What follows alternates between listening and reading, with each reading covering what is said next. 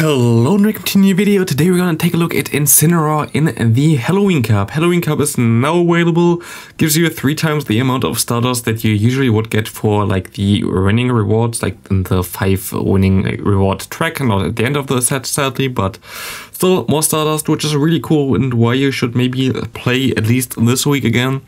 And here we're gonna take a look at the Incineroar. Incineroar, of course, one of the new Generation 7 Pokemon that got released into Pokemon Go. I wanted to try out the Salazzle, but yeah, I hatched 21 12km eggs over the last 2 days, and I had exactly 0 Salazzle on them, or like the standard, not even the male version. So the likelihood of me ever showcasing Salazzle in those videos right now gonna be a little bit slim, but what can you do? Like, I tried my best. I'm not gonna be able to really farm more eggs up over the next 2 days where the events are still running, because here it's raining the entire time. Today was the only day where it didn't rain. Also yesterday it rained like hell. So I'm not gonna go outside and grind an event for a Pokemon that's basically impossible to get right now. So yeah, sadly we cannot really take a look at this, but we have another fire-type Pokemon which also has some potential here right now. And if you even look into like Poke or whatever, this Pokemon is like ranked 30 and it beats a lot of the meta. Like, it's not really bad, and like you're gonna see here, this thing has a lot of potential. It has, like, I had a lot of fun playing this. I think this is already a cool game here. My opponent of course runs the Awkward here, which is of course very awkward as we are a fire type. But there are next to no fire types available in this cup, and we see here the Venusaur. We can go for the Flame Charge, boosting our attack up, and you see me biting him down there. I should have maybe stayed in here once. We still survived the Sludge Bomb, but like still, we got him very low. He gets to another move here. We got the quick move through. Does this KO us? It does not, and we're gonna be able to win this game there. Just farming down the grass type. Insane damage with the Fire Fang version here. It doesn't really make sense to run Snarl, like, at all, in general, on this Pokemon. Especially in this cup, Fire Fang is just way better. You have Pokemon like Scizor, like, a lot of times available. You have Pokemon like Wormadam available, and just having the pressure already with a quick move is so good. Also against Umbreon, you kind of wall this. The thing here is, sometimes Last Resort still hurts enough that you have some problems with that. And yeah, here my opponent just really went for the other move, which I don't know why. That was on purpose, that he can farm me down here and KO me here, because my both Pokemon are still fine against whatever he had in the back there with a Toxicroak. But yeah, how did this team go? I think I went 4-1 twice and one time 3-2, so in total 11-4. Very solid, like, I cannot say anything against it. The thing is, I would have most likely won at least 2 more matches if the game just worked, but right now I had like the most insane lag since like forever, basically. Okay, I haven't played the last 2 games, I just forfeited my matches because I wasn't in the mood of Ultra League anymore. But yeah, like, the lag right now was insane. And here, look at the fortress. Ah, it's so delicious. Look, we're just biting him the entire way down there with our Fire Fang. Goodbye. But yeah, like, I have had the craziest insane lag, like literally after every charge move my opponent gets like 2, 3 free turns where he just farms me down. I have no idea why and how and whatever, and my phone should be also fine, but yeah, what can you do? We still win crazy positive, which basically shows how good the team as well is and how good the Pokemon are. Kaiwei was actually a Pokemon where I was like kinda unsure if I wanted to play this, and oh, we have a double Bug Steel that team here. That's kind of crazy. Where I really was unsure if I wanted to play this, and I can definitely say Kaiwei is such a good Pokemon. Like, it's always a Pokemon that I don't really like because of the charge move it has. Like, I always like if you have like a bait version and like a normal version, it feels like Kaiwei only has really one charge move with the Shadow Ball. But yeah, like, it's fine. Like, it was a good Pokemon, I cannot say anything against it. Kind of surprised me how good it was. Definitely the weakest link on this team was the Incineroar though. Like, while it's funny to have Fire Fang and while it's also sometimes good in some scenarios, yeah, it wasn't the best either, but it worked out. Like, I cannot say anything. It's like, I mean, we went crazy positive with it. I cannot really complain here. But I can complain about the game, because the game was really not fun to play, but it's most of the time after league changes the case, I guess.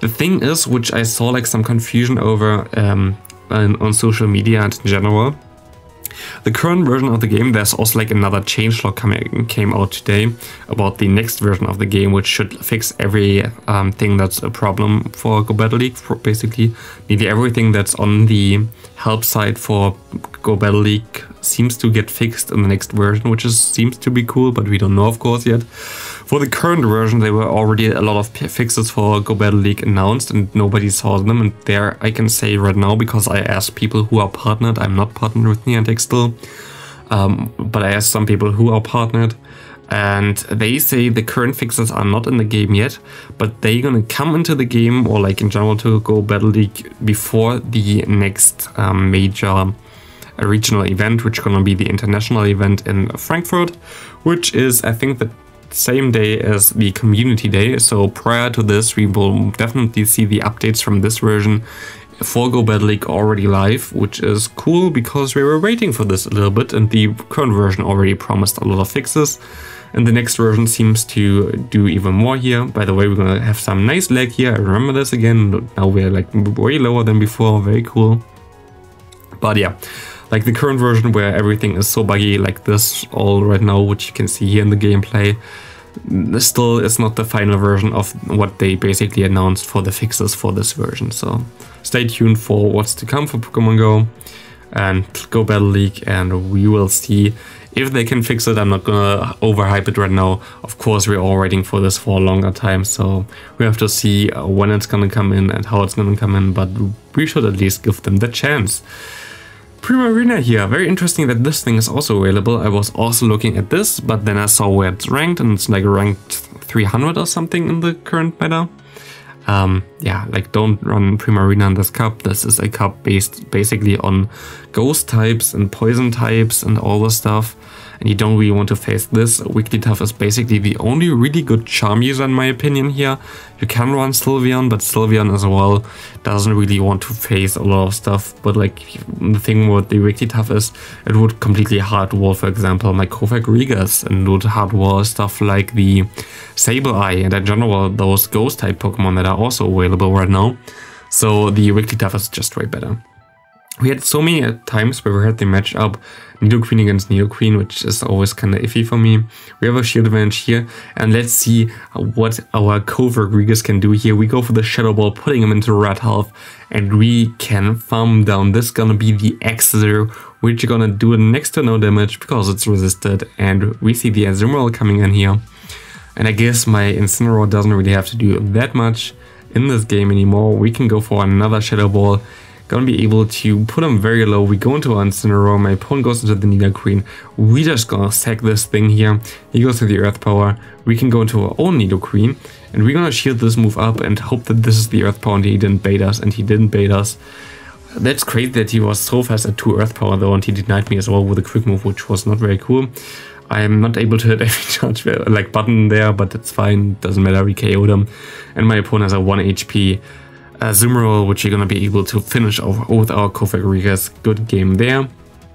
Next up, we're gonna have Nidoqueen against Marowak. This is something that I don't really like to see. We see, of course, Marowak has access to the Shadow Bone and the Bone Club. Both of them are really good against my team. Bone Club hits my lead and my Incineroar for super effective, while the other move hurts my... The Shadow Bone hurts my Kofag Regas. We get a shield here, which is already good. This is the most that I can get out of this situation with my Incineroar. But we're gonna be able to shield up and farm him all the way down, hopefully. He got some extra quick moves in against his charge move again, which is stupid, but this is the game. But he went only for the Bone Club, and we're gonna be able to align our Pokemon. This does not look good at all. We have now the Kofag Regas against us, which is resisting the poison type damage. We still have a ghost type in the bag for my opponent. We can still go for the Earth Power here at least. But yeah, it doesn't really look too good. Like both of his Pokemon are really good against my 2 Pokemon I still have left. So he goes for the charge move there. He can KO me, but we still have 2 Dark Pulse stored here. And you know what? This is enough to KO this XL Sableye. And I'm definitely gonna take this because, yeah, like Kofag Regas is just too good. This is like the one thing that's better on Kofag Regas with the Dark Pulse compared to the Psychic. you're gonna be able to store up 2 moves. Here we have basically the worst possible lead in the Quillfish, and we have the worst possible save swap in the Crustle. Isn't this nice? And I remember this match as well because I wanted to throw Poison Fang way earlier. My game just didn't let me do this. I was already trying to hit it here, but like it didn't work all the time, which is funny because like it just didn't register it, I guess. Like you didn't see it in the recording, which means like it didn't register on my screen, but it's like it felt so clunky.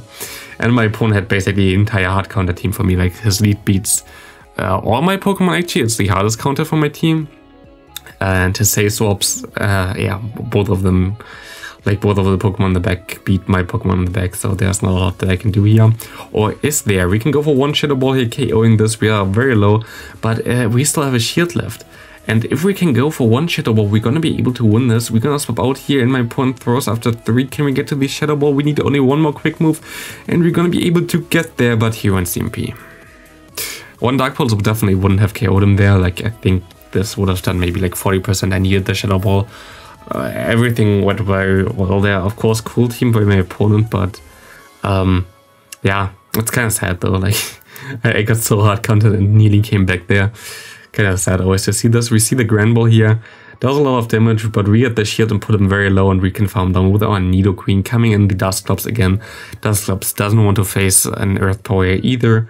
This is the cool thing about Nidoqueen, which makes it so much better than like all the other poison types. Having the very nice stab coverage with the Earth Power is just so good in so many scenarios. Here, we're just gonna go for the Dark Pulse, expecting my opponent to shield, and they didn't. I was like, okay, no, they're definitely not gonna bait me here anyway. They did. And this is a little bit tricky because they go for another move here.